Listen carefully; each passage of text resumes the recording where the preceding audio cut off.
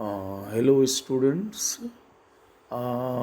अभी हम लोग नाइन्थ क्लास के लिए एक टॉपिक है हेरॉन्स फार्मूला, उसको हम लोग देखेंगे इस सेशन में कि एनसीईआरटी में जो ये 12वां टॉपिक है, जिस टॉपिक का नाम है हेरॉन्स फार्मूला, इसमें हम लोग ट्रायंगल का एरिया निकालना सीखेंगे और साथ में इसका एप्लीकेशन देखेंगे। यूज़ तो इसका हुआ कि ये हेरॉन्स फार्मूला ट्रायंगल के एरिया निकालने के लिए दिया गया है जब ट्रायंगल के एल्टीट्यूड ना दिए हों, उसकी जगह ट्रायंगल के तीनों साइड्स दिए रहें, तो हेरॉन्स फार्मूला के मदद से हम उस ट्रायंगल के एरिया को निकाल सकते हैं। एप्लीकेशन इसका है, ये तो यूज़ हुआ कि हेरॉन्स फार्मूला का यूज़ यही है कि इस फार्मूला से हम ट्रायंगल का एरिया निकालते हैं जब उसके तीनों साइड्स मालूम रहते हैं। जबकि इससे पहले हम लोगों ने इससे पहले क्लास में देखा है कि एरिया ऑफ ट्रायंगल्स निकालते हैं half into base into corresponding altitude. ये फॉर्मूला तब कारगर होता है, तब उपयोग में आता है जब ट्रायंगल का बेस दिया रहे और करस्पॉन्डिंग एल्टीट्यूड मतलब बेस के अनुसार एल्टीट्यूड दिया रहे। परंतु हेरॉन्स फार्मूला का उपयोग तब है जब ट्रायंगल का एल्टीट्यूड मालूम नहीं हो बल्कि उसके तीनों साइड्स दिए रहें। और एप्लीकेशन होता है कि जब हम किसी चीज़ को पढ़ लेते हैं और फिर उसको अप्लाई करते हैं दूसरे चीज़ को निकालने में, तो ये एप्लीकेशन कहलाता है। और यही यूज़ और एप्लीकेशन में अंतर है। यूज़ का मतलब है जो मैंने पढ़ा उससे जुड़ा काम किया, और एप्लीकेशन हुआ जो मैंने पढ़ा उसको कहीं और अप्लाई करेंगे और दूसरी चीज़ों का एरिया निकालेंगे, जो हम बाद के समय में देखेंगे थोड़ी देर बाद। अभी पहले बात करते हैं हम लोग हेरॉन्स फार्मूला के इंट्रोडक्शन का, कि हेरॉन्स फार्मूला जैसा हम लोगों ने अभी बात किया कि इसका उपयोग है ट्रायंगल का एरिया निकालना जब ट्रायंगल के तीनों साइड्स दिए रहें। प्रोसेस है इसका कि सबसे पहले आप जानते हैं कि पेरीमीटर किसी भी प्लेन फिगर का उसके सभी किनारों के योग को कहा जाता है। तो ट्रायंगल चूँकि 3 साइड से बना हुआ फिगर है, तो इसके तीनों साइड को जोड़ देंगे तो ये पेरीमीटर होगा। यदि हम तीनों साइड को क्रमशः छोटी ए, छोटी बी और छोटी सी कहें तो स्वाभाविक बात है पेरीमीटर का formula a plus B plus C होगा।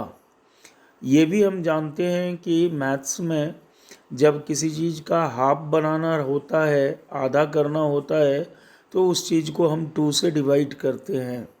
तो ज़रा सोचिए आप कि a plus B plus C perimeter है, यदि हम a plus B plus C को 2 से डिवाइड कर दें तो ये पेरीमीटर का आधा हो जाएगा, जिसको सेमी पेरीमीटर या हाफ पेरीमीटर कहेंगे।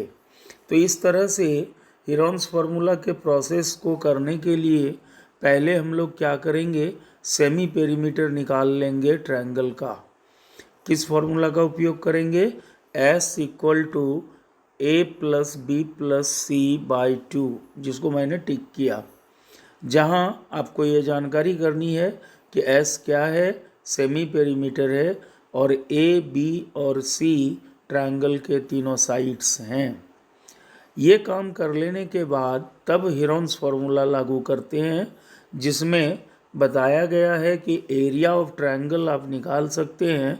फार्मूला लगाएंगे हेरॉन्स ने जो दिया, under root S into S minus A into S minus B into S minus C, इसको हेरॉन्स फार्मूला कहते हैं, जिससे हम एरिया उस ट्रायंगल का निकाल सकते हैं। ओके स्टूडेंट, नाउ अब यदि आपको फिर उस ट्रायंगल का एल्टीट्यूड निकालने कहा जाए तो आप एरिया निकालने के बाद जो फॉर्मूला आपने पिछले क्लास में पढ़ा है उस फॉर्मूला का प्रयोग कर लेंगे। Area of triangle equal to half into base into corresponding altitude. तो क्या होगा कि एरिया आपने निकाला उसको लिख देंगे और बेस आपको दिया रहेगा तो करस्पॉन्डिंग एल्टीट्यूड निकल जाएगा।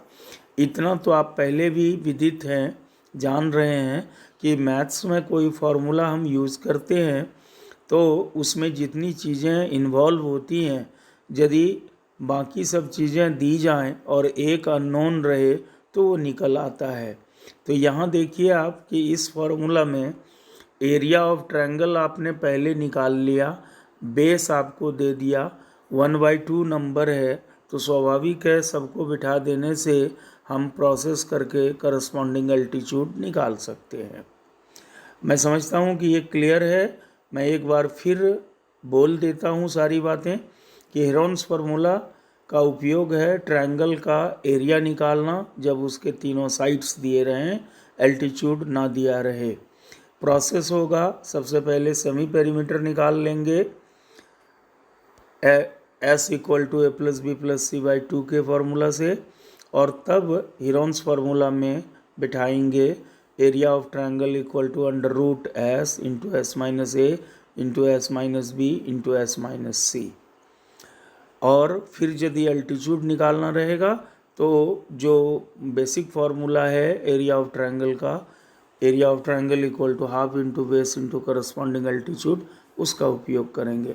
आइए हम लोग सवाल देखें जिससे ये क्लियर हो जाएगा कि किस तरह से अपने आंसर को हम प्रस्तुत करेंगे। जैसे एक क्वेश्चन यहाँ पर लिया गया है, the sides of a triangle are 20 centimetre, 21 centimetre and 29 centimetre respectively, find its area and altitude to the smallest side. Clear है कि एक ट्रायंगल है जिसके तीनों साइड्स बताए गए हैं, तो हम लोग क्या करेंगे, ए, बी और सी मान लेंगे तीनों साइड को क्रम से। जैसे ए हमारा 20 सेंटीमीटर हो गया, बी हो गया 21 और सी हो गया 29 सेंटीमीटर। अब प्रोसेस जो हम लोगों ने ऊपर डिस्कस किया उसके अनुसार पहले सेमी पेरीमीटर एस निकाल लेंगे, जो यहाँ निकाला गया है आप देखिए 35 सेंटीमीटर। उसके बाद area of triangle Heron's formula में बिठाएंगे, एस की जगह 35 और ए बी सी आपको दिया हुआ है 20, 21 और 29 सेंटीमीटर, और उसको कैलकुलेट करेंगे तो यहाँ आकर एरिया निकल आता है 210 स्क्वायर सेंटीमीटर। आप ये भी जानते हैं कि एरिया का आंसर स्क्वायर यूनिट में लिखते हैं। सवाल यदि सेंटीमीटर में है तो एरिया के आंसर को स्क्वायर सेंटीमीटर में लिखेंगे, सवाल यदि मीटर में रहेगा डाटा तो एरिया के आंसर को स्क्वायर मीटर में लिखेंगे। ओके स्टूडेंट, नाउ इस क्वेश्चन में था कि एल्टीट्यूड भी निकालिए, तो अब हम लोग एरिया निकाल चुके हैं तो वो एल्टीट्यूड वाला फॉर्मूला उपयोग करते हैं और देखते हैं कि कैसे एल्टीट्यूड निकलेगा। तो इसके लिए हम लोग क्या करते हैं कि एरिया ऑफ ट्रायंगल का वो दूसरा फॉर्मूला लगाते हैं, area of triangle equal to half into base into corresponding altitude. Area के नीचे लिखेंगे 210 अभी निकाले हैं हम लोग, और हाफ इंटू स्मॉलेस्ट साइड का एल्टीट्यूड निकालने कहा गया था। तो ट्रायंगल में स्मॉलेस्ट साइड 20 सेंटीमीटर है तो हाफ इंटू 20 इंटू एल्टीट्यूड को हमने h मान लिया और इस तरह से h को कैलकुलेट किया तो ये आया 210/20 बेस लेंगे और कैलकुलेट करेंगे जैसा ऊपर कैलकुलेट किए हैं, तो ये फाइनली आता है h इक्वल टू 21 सेंटीमीटर। ठीक है स्टूडेंट, दूसरा सवाल हम लोग देखें। दूसरे सवाल में क्या है अंतर कि इस बार हमको ट्रायंगल का तीनों साइड नहीं दिया है। आप देखिए यहाँ क्वेश्चन है, रेशियो दे दिया है तीनों साइड का। If the ratio of sides of a triangle is 3:4:5 and its perimeter दिया हुआ है 120 centimetre, then find its area. तो आप याद कीजिए कि जब कभी भी हम लोग मैथ्स में रेशियो से संबंधित सवाल बनाते हैं तो क्या करते हैं, एक कांस्टेंट मानते हैं। उस कांस्टेंट से चाहे हम वो कांस्टेंट x माने, y माने, k माने, कोई भी एक कांस्टेंट मानते हैं, उससे हम लोग रेशियो को इंटू करते हैं तो रेशियो ब्रेक हो जाता है, टूट जाता है या अलग हो जाता है। चूँकि रेशियो साइड्स के दिए हैं तो सभी साइड्स अलग अलग हमें मिल जाएंगे। तो इसलिए हम लोगों ने क्या किया, सबसे पहले कांस्टेंट x मान लिया, उससे इंटू किया तो a हो गया 3x, b हो गया 4x और c हो गया 5x। अब दूसरा चीज़ हम लोग ये यूज़ करेंगे कि सवाल में पेरीमीटर दिया है तो पेरीमीटर का ये फॉर्मूला लगाएंगे p equal to a plus B plus C.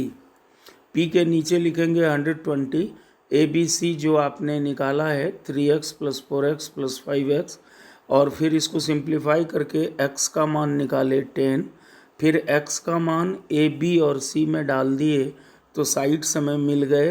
3x equal to 3 into 10 30 centimetre, b हो गया 4x 4 into 10 40 centimetre and c हो गया 5x 5 इंटू 10 50 सेंटीमीटर। अब आपको फिर देखिए पहले सवाल जैसा हो गया कि तीनों साइड अब आप जान गए। जो रेशियो दिया था उस रेशियो से आपने कांस्टेंट के हेल्प से और पेरीमीटर के हेल्प से तीनों साइड निकाल लिया। अब फिर प्रोसेस आपके पहले जैसा है। सेमी पेरीमीटर चाहिए तो दो तरह से निकाल सकते हैं, या तो आप तीनों साइड को जोड़कर 2 से डिवाइड करें, या नहीं तो इस सवाल में पेरीमीटर दिया है उसी को आधा कर दें, जैसा मैंने यहाँ किया है। s equal to p/2, p for perimeter, तो पेरीमीटर को 2 से डिवाइड कर दिया तो सेमी पेरीमीटर 60 आ गया। उसके बाद एरिया के फॉर्मूला में बिठा के कैलकुलेट कर लिया। स्क्वायर रूट है, ये तो आप जानते होंगे कि स्क्वायर रूट हम लोगों ने पिछले क्लास में पढ़ा है फैक्टर मेथड से, जिसमें हम लोग नंबर्स को छोटे छोटे फैक्टर में इंटू करके लिखते हैं और दो दो फैक्टर का एक एक फैक्टर आंसर में आता है और तब रूट हट जाता है। इस तरह से एरिया इस सवाल का आ रहा है 60 square centimetre. I hope up to this point it's okay. Now थोड़ा हम लोग आगे बढ़ें, आगे और एक आध सवाल देखें हम लोग। ये अब देखिए यहाँ से शुरू हो जाती है बातें एप्लीकेशन की। जो बात मैंने अभी कहा था कि यूज़ हुआ, जो पढ़े डायरेक्ट वही काम किए। जैसे हम लोग एरिया ऑफ ट्रायंगल का फॉर्मूला पढ़े, हेरोन्स फार्मूला, तो डायरेक्ट हमने दो ट्रायंगल का एरिया निकाला। ठीक है, अब हम लोग एप्लीकेशन पढ़ेंगे हेरोन्स फार्मूला का। एप्लीकेशन में क्या है कि एप्लीकेशन में देखेंगे हम लोग कि कोई दूसरा चीज़ का एरिया कैसे निकाल सकते हैं। जहाँ जैसे यहाँ एक सवाल है, एक सवाल यहाँ है कि the adjacent two adjacent sides of a parallelogram are 5 centimetre and 12 centimetre. Adjacent side आप पैरेललोग्राम से तो परिचित हैं, आप पिछले साल ही पढ़े हैं अंडरस्टैंडिंग क्वाड्रिलेटरल, जिसमें डिफरेंट तरफ के डिफरेंट टाइप्स के क्वाड्रिलेटरल आपने पढ़ा है। उसी में एक टाइप होता है पैरेललोग्राम, जिसका फिगर यहाँ आपको दिखाया गया है। ठीक है, उस फिगर को आप ध्यान दें। उसमें एडजेसेंट साइड बोलते हैं अगल बगल दो साइड को। तो दो एडजेसेंट साइड इस पैरेललोग्राम का दिया हुआ है, एक 5 है और एक 12 है, और बीच का diagonal and the diagonal between them is 13। तो आप फिगर देखें, ABCD एक पैरेललोग्राम है जिसमें दो साइड एडजेसेंट 5 और 12 दिया है। AB और BC को मैंने माना, और उसके बीच का डायगोनल BD 13 सेंटीमीटर है। अब आप गौर करें कि पुरानी बात जो पिछले साल आपने पढ़ा है कि पैरेललोग्राम का अपोजिट साइड इक्वल होता है, तो अपोजिट साइड से इक्वल होगा, इसका मतलब है कि BC यदि 12 है तो AD भी 12 होगा, AB यदि 5 है तो DC भी 5 होगा। और ऐसा यदि आप लिख देते हैं फिगर में, तो फिगर को आप तब ध्यान दीजिए तो आपको लगेगा कि इसमें तो दो ट्रायंगल है और दोनों ट्रायंगल के सभी साइड्स मालूम हैं, बल्कि दोनों ट्रायंगल के तीनों साइड्स इक्वल हैं क्रम से। ठीक है, अब आप एक ट्रायंगल का एरिया जैसे हीरोन्स फार्मूला से निकालते हैं वो निकाल लें। चूँकि दूसरा ट्रायंगल का भी डायमेंशन वही है या मेज़रमेंट वही है तो एरिया उसके सेम होंगे। तो इस तरह से पहला ट्रायंगल का एरिया हम लोगों ने निकाला तो आया 30 स्क्वायर सेंटीमीटर, और चूँकि दूसरा ट्रायंगल इक्वल है उसी मेज़रमेंट का है तो दूसरे ट्रायंगल का एरिया भी आएगा 30 स्क्वायर सेंटीमीटर।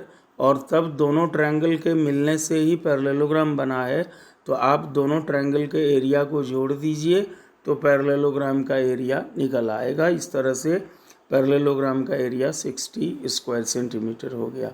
तो ये आप देखिए कि हीरोन्स फार्मूला आपने पढ़ा जिसमें ट्रायंगल के एरिया को निकालने सिखाया है, ठीक है, वही काम हम लोग यहाँ भी किए, लेकिन एरिया ट्रायंगल का ना निकाल कर पैरेललोग्राम का एरिया निकाल लिए।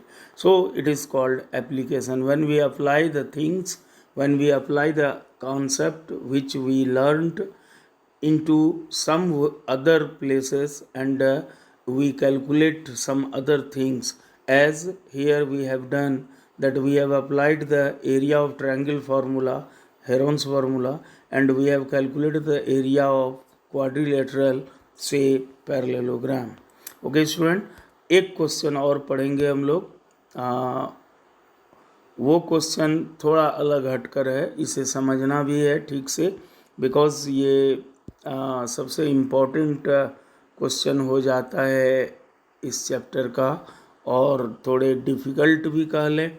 इस सवाल में क्या है कि एक ट्रेपीजियम है, आप जानते हैं ट्रेपीजियम भी क्वाड्रिलेटरल का एक स्पेशल टाइप है जिसमें अपोजिट साइड का एक ही जोड़ा पैरेलल होता है। यहाँ क्वेश्चन दिया गया है कि एक ट्रेपीजियम के दो पैरेलल साइड क्रम से 20 सेंटीमीटर और 25 सेंटीमीटर हैं। फिर आप ये भी जानते हैं कि ट्रेपीजियम में दो नॉन पैरेलल साइड्स होते हैं जो 12 सेंटीमीटर और 13 सेंटीमीटर दिया है। तो कहता है इस ट्रेपीजियम का एरिया निकालिए, जबकि आप पढ़े हैं पिछले साल कि ट्रेपीजियम का एरिया निकलता है हाफ इंटू ब्रैकेट में B1 plus B2 into H, या half into sum of parallel sides into corresponding altitude. तो एल्टीट्यूड तो यहाँ दिया नहीं है, यहाँ तो दो पैरेलल साइड्स दिए हैं जिसको मैंने AD और BC से दिखाया है, और दो जो क्रम से 20 और 25 सेंटीमीटर है, आप देखें फिगर यहाँ पर, और जो नॉन पैरेलल साइड दिया है जिसको मैंने AB और CD से दिखाया हुआ है, ठीक है, तो जो 12 और 13 सेंटीमीटर है। अब इस सवाल को बनाने के लिए क्या करते हैं हम लोग, कंस्ट्रक्शन करते हैं कि D से DE पैरेलल खींच देते हैं AB के। अब जो फिगर बना ABED, उसको देखिए आप, ABED वो भी 4 साइड का फिगर है जिसमें AD पैरेलल है BE के पहले से ही, और AB पैरेलल आपने किया DE के। तो जिसके दोनों जोड़े पैरेलल हों अपोजिट साइड के वो फिगर पैरेललोग्राम कहलाता है। तो उस नियम से यहाँ दोनों जोड़े पैरेलल हो गए, एक तो दिया ही था और एक हम लोगों ने किया, तो फिगर ABED एक पैरेललोग्राम हो गया। और पैरेललोग्राम में अपोजिट साइड्स इक्वल होते हैं तो AB तब DE के इक्वल हो जाएगा, यानी DE भी 12 सेंटीमीटर होगा। फिर AD BE के इक्वल हो जाएगा अपोजिट साइड होने के कारण, तो BE भी 20 हो जाएगा AD के बराबर। अब चूँकि BC 25 है, उसमें से BE 20 हो गया, तो जो बच गए EC वो 5 हो गए। अब देखिए आप कि ABED तो पैरेललोग्राम है, उसके बगल जो फिगर बना वो एक ट्रायंगल है DEC, और उस ट्रायंगल के तीनों साइड मालूम हो गए। अब एक DE 12 है, EC 5 है और DC 13 है। तो अब इस ट्रायंगल को लेके आप हीरोन्स फार्मूला अप्लाई कर दीजिए।